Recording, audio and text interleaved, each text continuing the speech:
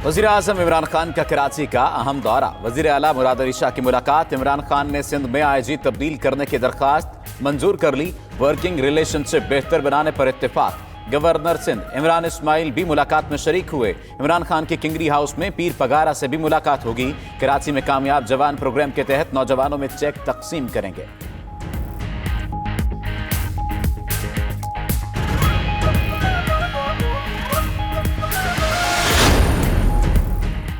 Governor house Karachi में तकरीब और अहम शख्सियात की आमद। फवारा चौक, गवर्नर हाउस रोड और अतराफ की शाहराहों पर बदतरीन ट्रैफिक जैम।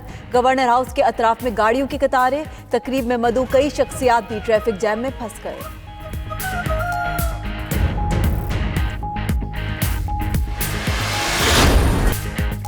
कज़ाफी स्टेडियम में तीसरा टी20 बारिश की नजर। बांग्लादेश के खिलाफ सीरीज में पाकिस्तान की जीत का स्कोर 2-0।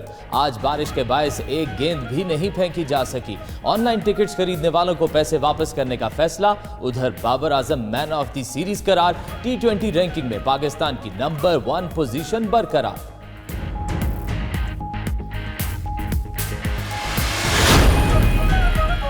सीरीज में पाकिस्तानी बॉलर्स ने प्लान के मुताबिक बॉलिंग, फील्डर्स ने अच्छी फील्डिंग की। कप्तान बाबर आजम का कहना है शोएब मलिक और मोहम्मद हफीज ने कप्तानी में उनकी मदद की।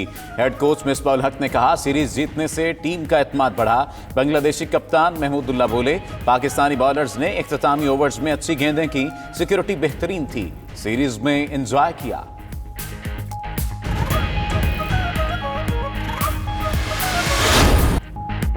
रेलवे खसारा केस। सुप्रीम कोर्ट ने शेख रशीद को कल तलब कर लिया। चीफ जस्टिस का रेलवे ऑडिट रिपोर्ट पर इजहार बरहमी। चेयरमैन और सेक्रेटरी रेलवे को भी तलबी। चीफ जस्टिस ने रिमार्क्स दिए पूरा महकमा सियासत में पड़ा है। रोज हुकूमत गिरा रहा है और बना रहा है। दुनिया बुलेट ट्रेन से आगे जा रही है। यहाँ स्टेशन दुरुस्त है, न ट्रैक और न ही सिग्नल। नवाज शरीफ की जमानत पर 4 हफ्ते का वक्त गुजर चुका। पंजाब हुकूमत को सिर्फ एक सर्टिफिकेट भेज दिया गया जिसमें रिपोर्ट कोई नहीं। मजीद वजाहत मांगी मगर कोई जवाब नहीं आया। शहजाद अकबर की मीडिया से गुफ्तगू। उधर जाती मुआलिज डॉक्टर अदनान ने ट्वीट किया कि नवाज शरीफ को चंद रोज में अस्पताल दाखिल कराया जाएगा। शरियानों में रुकावटें दूर करने के लिए कैथराइजेशन की जाएगी।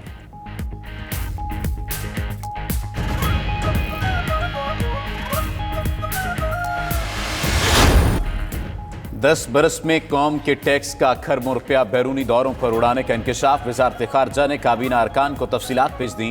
2008 से 2018 तक 6 सरबराहान ममलिकत ने 333 बैरूनी दौरे और 4 अरब 47 करोड़ रुपए खर्च किए।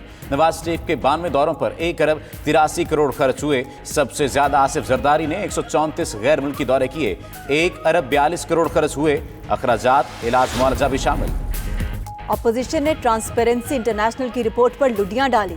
वजाहत आने के बाद नून लीग और पीपल्स पार्टी वाले अब डूब मरने के लिए चुल्लू भर पानी ढूंढे।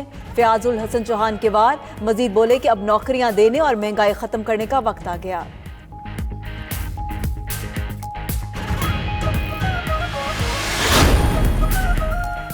फयाज चौहान नून लीग के जिस फॉरवर्ड ब्लॉक दावा कर रहे हैं हम उसका बचपन से सुन रहे हैं। हमजा शहबाज का कहना है अब तो उनके बाल भी सफेद हो चुके लेकिन फॉरवर्ड ब्लॉक नहीं बना। मजीद कहा लोग महंगाई की चक्की में पिस रहे हैं और पुराने पाकिस्तान को ढूंढ रहे हैं। राना सना का कहना है कि इन हाउस तब्दीली के बाद निजाम नहीं चल सकेगा। मसले का हल कबल वक्त शफाफ इंतखाबात हैं। सिकंदर सुल्तान राजा ने हल्फ उठाने के बाद चीफ इलेक्शन कमिश्नर का ओहदा संभाल लिया। चीफ जस्टिस गुलजार अहमद ने सिकंदर सुल्तान से हल्फ लिया। सिंध के मेंबर निसार दुरानी और बलूचिस्तान के मेंबर शाह मोहम्मद जुतोई ने भी हल्फ उठा लिया। नए चीफ इलेक्शन कमिश्नर ने मीडिया से गुफ्तगू में कहा कि शफाफ इंतखाबात उनकी तरजीहात में शामिल है।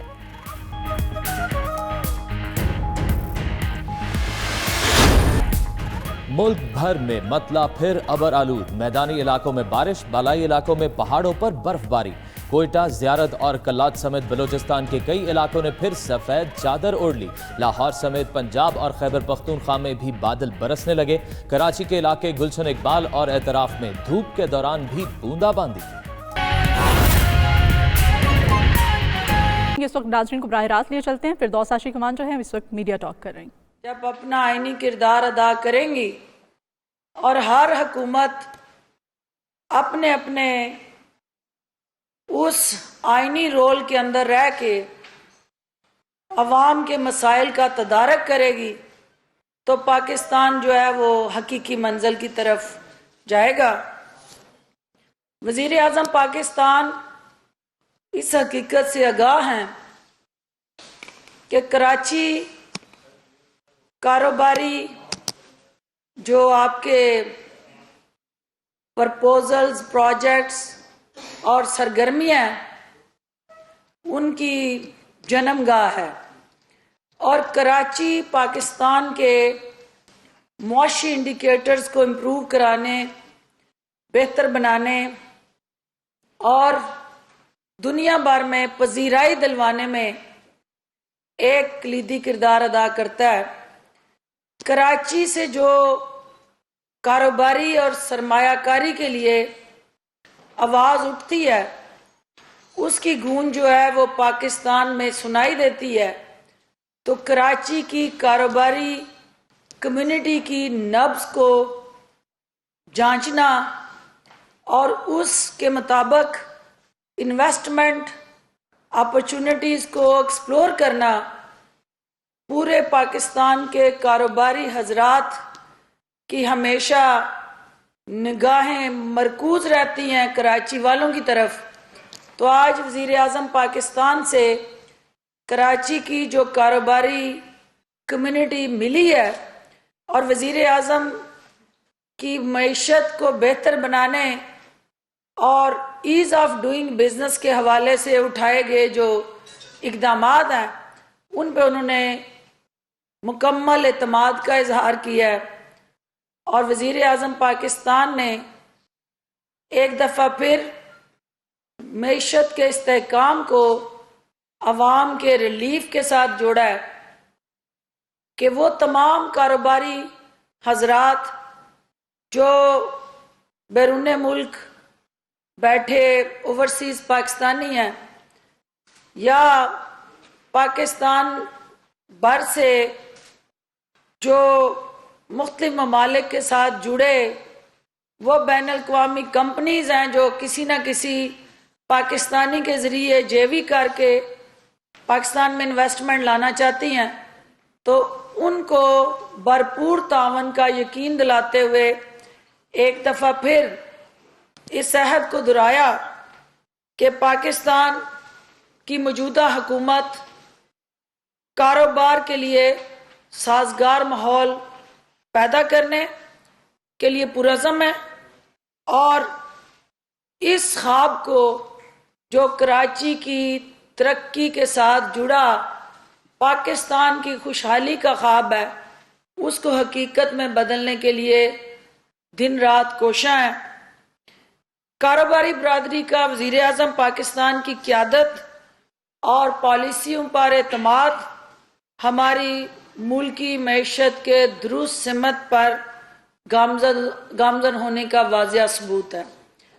दूसरी जो अहम चीज़ आज कराची में वज़ीर आला सिंध के साथ जो मुलाकात हुई है उसमें प्राइम मिनिस्टर ऑफ पाकिस्तान का जो 162 अरब का फंड जो कराची के लिए बेहतरी के लिए वहाँ मुख्तलिफ मंसूबों के लिए वफाकी हुकूमत ने ऑलरेडी एलोकेट किया हुआ है, उन मंसूबों की पेशरफ्त के हवाले से भी बातचीत हुई है। और वज़ीर आज़म पाकिस्तान ने वज़ीर आला को सिंध के अवाम के लिए वो तमाम बुनियादी हकूक़ जो उनका आइनी हक भी है उनको वफाकी सतह पे फराहम करने के लिए जो वसाइल दस्तयाब हैं उसमें सिंध के हिस्से के मुताबिक हर तरह की तावन की पेशकश की है।